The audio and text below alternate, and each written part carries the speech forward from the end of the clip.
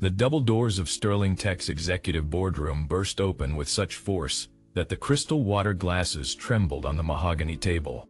30 executives in 5,000 suits turned as one, their presentations frozen mid-slide, their carefully rehearsed quarterly reports suddenly forgotten. A little girl stood in the doorway, 7 years old, pigtails askew, wearing a yellow sundress with daisies on it, her small hand clutching a manila envelope so tightly her knuckles had gone white. "Daddy," she said, her voice cutting through the stunned silence like a knife through silk. "Mommy said I'm not supposed to call you that anymore." Jonathan Sterling, 42, CEO of Sterling Tech Industries, went pale. His 12,000 Patek Philippe watch slipped from his suddenly nerveless fingers and hit the marble floor with a crack that sounded like breaking bones. The little girl Sophia took 3 small steps into the room, her light-up sneakers making soft squeaking sounds against polished marble. Behind her, 2 security guards appeared in the doorway, confused and hesitant, unsure whether to grab a child or let the scene play out. What no one in that boardroom knew yet, what Jonathan Sterling had spent 7 years and $3.2 million in hush money to keep buried, was that the envelope in Sophia's small hands contained DNA evidence that would unravel everything.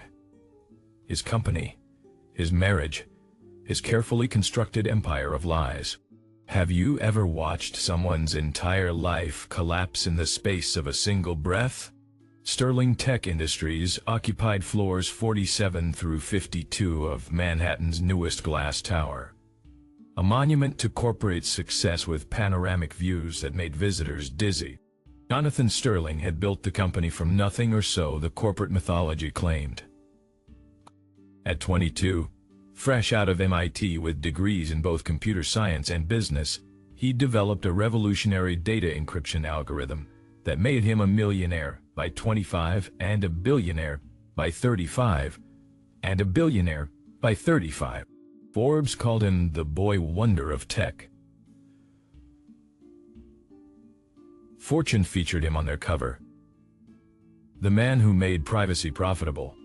He had everything: a company valued at $47 billion, a penthouse apartment in Tribeca worth $23 million, a wife who looked like a supermodel and ran a successful art gallery, 2 beautiful children, 8-year-old Marcus and 5-year-old Isabella, who attended the elite Dalton School, where tuition cost $58,000 per year. His life was a masterpiece of careful construction, every detail perfect, every surface polished to gleaming. But masterpieces can hide rot underneath the varnish. The board meeting that morning had been routine Q2 earnings reports, discussions about the upcoming Series D funding round that would push the company's valuation past $6 billion. Talks about potential acquisition targets. Jonathan had been mid-presentation, his confidence absolute, his command of the room total. 30 executives hung on his every word. CFO Margaret Willis, age 55, who'd been with the company since day one. COO David Park, 39, Jonathan's college roommate, and the man who'd co-signed Jonathan's first business loan. General Counsel Patricia Monroe, 48, whose job was to shield Jonathan from legal complications. And 27 vice presidents, directors, and senior managers, whose stock options and bonuses depended entirely on Jonathan's continued success. They'd been discussing expansion into the European market when Sophia appeared like a small, terrible angel of truth. Jonathan stood frozen at the head of the table, his mind racing through impossible calculations. How had she gotten here? Where was her mother? What was in that envelope? Security should have stopped her in the lobby. He paid them $180,000 annually to stop exactly this kind of disruption. Sophia took another step forward, her eyes startlingly blue. Nothing like Jonathan's brown ones scanned the room until they landed on her target. Not Jonathan, Margaret Willis, the CFO, Mrs. CFO Willis. Sophia said with the devastating clarity only children possess, "Mommy said you need to see this."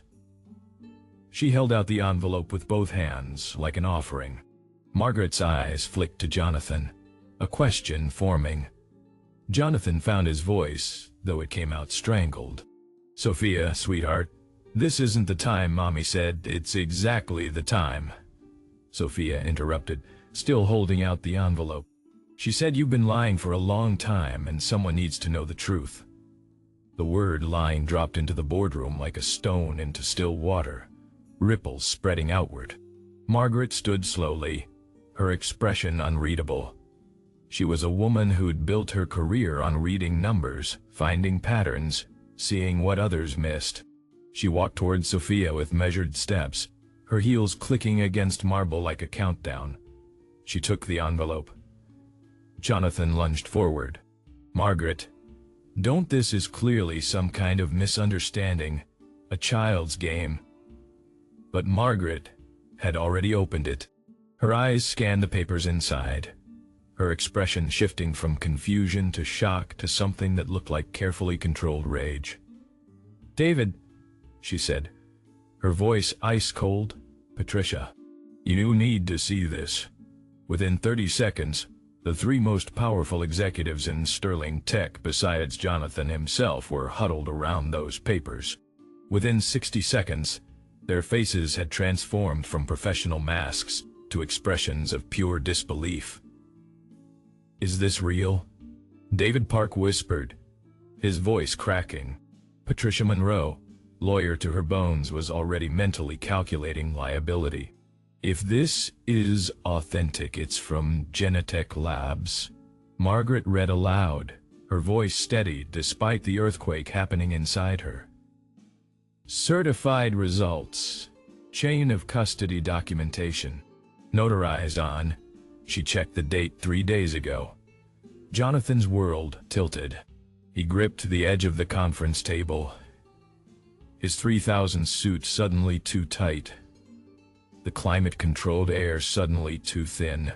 The secret he'd buried 7 years ago, the one he'd paid a woman named Rachel Morrison $320 million to keep quiet, was crawling out of its grave, right in front of 30 witnesses. Let me take you back 7 years. Jonathan Sterling had been riding high on his first major success. Sterling Tech's encryption software had just been acquired by Microsoft for $847 million. He was 35, newly married to Vanessa, already thinking about children and legacy and building an empire that would outlast him. Then he met Rachel Morrison at a tech conference in San Francisco. Rachel was 28, a brilliant software engineer working on AI security protocols, with a laugh that lit up rooms and an intellect that matched his own. They'd started talking about code architecture over conference room coffee and ended up in his hotel room by midnight. He told himself it was just once, just a moment of weakness, just the pressure of success, and too much champagne. When Rachel called 2 months later to tell him she was pregnant, Jonathan's first thought wasn't about the baby. It was about protecting everything he'd built. He couldn't let one mistake destroy his marriage, his reputation, his carefully crafted public image. So, he made Rachel an offer. $3.2 million in exchange for her silence, and a signed agreement that she would never contact him, never reveal his identity as the father, never interfere with his life. She could keep the baby, he'd never fight for custody, but he would be a ghost, a deleted file, erased from the story. Rachel had taken the money.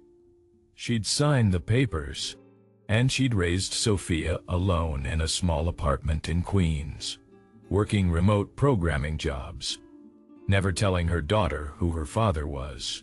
Until 3 weeks ago, when Rachel was diagnosed with stage 4 pancreatic cancer. The doctors gave her 6 months, maybe 8 if treatment worked. Suddenly, the money didn't matter. The agreement didn't matter. What mattered was that Sophia would be orphaned, alone, with no family except a father who'd paid millions to pretend she didn't exist. Rachel had made one decision before starting chemotherapy. Sophia deserved to know the truth. She'd ordered the DNA test herself, a strand of Jonathan's hair she'd kept for 7 years, placed next to Sophia's cheek swab. The results came back 99.7. Probability of paternity. Jonathan Sterling, billionaire CEO, was Sophia's biological father, and he'd abandoned her before she was born. Rachel knew Jonathan would never acknowledge Sophia willingly. The NDA she'd signed was ironclad, drafted by lawyers who specialized in making inconvenient people disappear. But children aren't bound by their parents' contracts. So Rachel had done something brilliant and terrible. She'd sent 7-year-old Sophia to deliver the truth herself. Not to Jonathan privately, where he could threaten or bribe or manipulate. To the board of directors, in front of witnesses, where corporate liability and legal exposure would force action. Back in the boardroom, Margaret Willis looked up from the DNA results, her expression carved from granite. "Everyone out," she said quietly. "Except Jonathan, Patricia, David, and myself." The 27 other executives scrambled for the doors like the building was on fire. Sophia stood perfectly still, her small hand now empty, her mission complete. "Sweetie," Margaret said, her voice gentling as she knelt to Sophia's eye level. "Is your mommy outside?" Sophia nodded. "In the lobby. She's too sick to walk far." Margaret's eyes closed briefly. "Too sick? Cancer, she'd bet her career on it." "Okay. I'm going to have someone take you back to your mommy, and then the grown-ups are going to talk. You did the right thing bringing this here. Do you understand that?" Sophia nodded again. "Mommy said I have a daddy who's scared. She said sometimes people do bad things because they're scared, but that doesn't make the bad things okay." From the mouth of babes. Security, properly cowed, now escorted Sophia out. The door clicked shut with terrible finality. 4 people remained in that massive boardroom. The architect of the lie and 3 people whose legal and financial duty was to protect the company from exactly this kind of exposure. "Explain," Margaret said. "Now." Jonathan opened his mouth, closed it, opened it again. "Where did you even start explaining 7 years of deception?" "It was before Vanessa and I got married," he began, the words ash in his mouth. "A conference. One night. She told me she was pregnant and I panicked. The company was just taking off. The Microsoft deal was closing, and I couldn't. You paid her off." David Park said, his voice hollow. His college roommate, the best man at his wedding, had lied to him for 7 years. "How much?" Patricia Monroe was already pulling out her tablet, accessing the company's financial records. $3.2 million, Jonathan whispered. "From my personal accounts, not company funds." "Did you have counsel review the agreement?" Patricia's question was sharp, professional. Jonathan shook his head. "I handled it myself. Private lawyers. NDS all around." Patricia's expression suggested Jonathan had just confessed to committing legal malpractice while operating on himself. "You absolute idiot." Margaret was already calculating exposure. "Board members have a fiduciary duty to shareholders. If this becomes public, and it will, DNA evidence means it's just a matter of time the stock price will tank. Investors will sue for material information withheld. The SEC might investigate whether you used company resources to cover this up." "I didn't. They won't care." Margaret's control cracked. "Do you understand what you've done? Not just to that woman and child, but to this company. To everyone whose retirement is tied up in Sterling Tech stock. To the 847 employees who trusted you." Jonathan sank into his chair, his empire crumbling in real time. David spoke, his voice quiet but laced with disgust. There's a child involved, your child, who you've ignored for 7 years while raising Marcus and Isabella in a penthouse.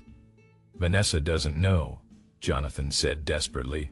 If this comes out, Vanessa is about to find out everything, Patricia said bluntly. Because we have no choice but to disclose this to the full board. And once it's on record, it's discoverable in any lawsuit. Your marriage, your reputation, those are your problems. Our problem is protecting this company and its shareholders from your catastrophic judgment. The meeting that followed was brutal. The full board was reconvened. Jonathan stood before 16 board members, venture capitalists, former CEOs, university professors, and retired government officials, and confessed to 7 years of hidden paternity and hush money. The DNA results were entered into record. Legal counsel was consulted. Financial exposure was calculated at potentially $400 million in shareholder lawsuits if the scandal caused sustained stock price decline. By 6:00 p.m., Jonathan Sterling had been removed as CEO. The board's statement was terse. Effective immediately, Jonathan Sterling is stepping down due to personal matters requiring his full attention. Margaret Willis was named interim CEO. Patricia Monroe began drafting settlement offers for Rachel Morrison that included provisions for Sophia's complete financial security, healthcare, and education. David Park, asked to serve as ECO during the transition, accepted on one condition. We set up a trust for Sophia. Full ride to any college, healthcare for life, and enough money that she never has to worry. Not because we're buying her silence, she's 7. She deserves better than her father gave her, but because it's the right thing to do. The board approved unanimously. In the weeks that followed, the story leaked exactly as predicted. Bloomberg broke it first. Sterling Tech CEO concealed child in 3M hush money scandal. The stock dropped 23 in 2 days. Institutional investors filed 17 separate lawsuits. Vanessa Sterling filed for divorce, taking the children and half of Jonathan's personal fortune. Rachel Morrison reached for comment from her hospital bed where she was undergoing chemotherapy, released one statement through her lawyer. I made mistakes accepting money to keep silent, but my daughter deserved to know her father. I hope he learns what really matters before it's too late. Jonathan moved out of his penthouse into a modest 2-bedroom in Brooklyn. The board allowed him to retain his shares but stripped his voting rights. He started therapy, real therapy, not the performance kind wealthy people did to check boxes. And he began the slow, painful process of trying to meet the daughter he'd denied. The first visit happened at Rachel's apartment in Queens. Jonathan knocked on the door, his hands shaking, wearing jeans and a sweater instead of his usual armor of 5,000 suits. Rachel answered, thinner than he remembered, a scarf covering her hair lost from chemo. She looked at him with eyes that held no forgiveness but also no hatred, just exhaustion and pragmatic acceptance. She's in the living room, Rachel said. She knows you're coming. I won't force her to talk to you. Sophia sat on a worn couch, drawing with crayons on construction paper. She didn't look up when Jonathan entered. He sat in the chair across from her, not sure what to say to a 7-year-old daughter he'd never met. Hi, he managed. Sophia kept coloring. You're the scared daddy. The words hit him like bullets. Yeah, he admitted. I was very scared. Mommy said being scared is okay, but running away isn't. Jonathan felt tears building behind his eyes. Your mommy is right. Sophia finally looked up. Are you going to run away again? No, he said, and meant it. Never again. She studied him with those blue eyes that weren't his, in a face that somehow still looked like him. Anyway, the nose, the shape of the chin. Okay, she said. "But you have to prove it." Over the next 6 months, Jonathan proved it. He showed up every Tuesday and Thursday evening for dinner. He learned about Sophia's love of dinosaurs and her fear of thunderstorms. He read her bedtime stories in Rachel's apartment. He held Rachel's hand during chemo treatments, not as a lover but as the father of her child, finally taking responsibility. When Rachel died 8 months after Sophia's boardroom entrance, Jonathan was there. And when Sophia asked if she could live with him instead of going into foster care, he didn't hesitate. "Yes," he said. "Absolutely yes." Reintegrating Marcus and Isabella with their half-sister was complicated. Vanessa, to her credit, allowed it, though she maintained strict boundaries and insisted on family therapy for everyone involved. Slowly, painfully, a new family took shape from the wreckage of the old one. Sterling Tech recovered. The lawsuits were settled. Margaret Willis proved to be an exceptional CEO, leading the company to record profits while implementing ethics training and whistleblower protections. The company culture shifted from protection of image to protection of truth. Jonathan never returned to the CEO role. He didn't want it anymore. Instead, he became something more valuable, a father who was present, who chose his children over his empire, who learned that being scared wasn't an excuse for running away. 2 years after Sophia burst into that boardroom, Jonathan sat with all 3 of his children at a science museum. Sophia was explaining plate tectonics to her siblings with the enthusiasm of a born teacher. Marcus and Isabella listened with the patience of children who'd learned that family was bigger and more complicated than they'd thought. Jonathan's phone buzzed a message from Margaret. "Board meeting next week. We want you back in an advisory role. Ethics committee oversight? Interested?" He looked at Sophia, animatedly gesturing at a dinosaur skeleton, at Marcus helping Isabella reach a display, at this small, imperfect, real family he almost destroyed. "Not yet," he texted back. "Maybe someday. Right now I'm exactly where I need to be." Sometimes the truth costs us everything we thought mattered to show us what actually does. Sometimes it takes a 7-year-old girl with a DNA test to remind powerful men that some responsibilities can't be paid off, can't be hidden, can't be run from. And sometimes, the moment we lose everything is the moment we finally understand what we should have been protecting all along. If this story made you think about the lies we tell ourselves, the truths we run from, or the courage it takes to face what we've done, hit that subscribe button. Drop a comment about a time when truth changed everything. Share this with someone who needs to remember that it's never too late to do the right thing, even if it costs us everything. Because some prices are worth paying. And some truths, no matter how small the messenger, are too powerful to stay buried forever.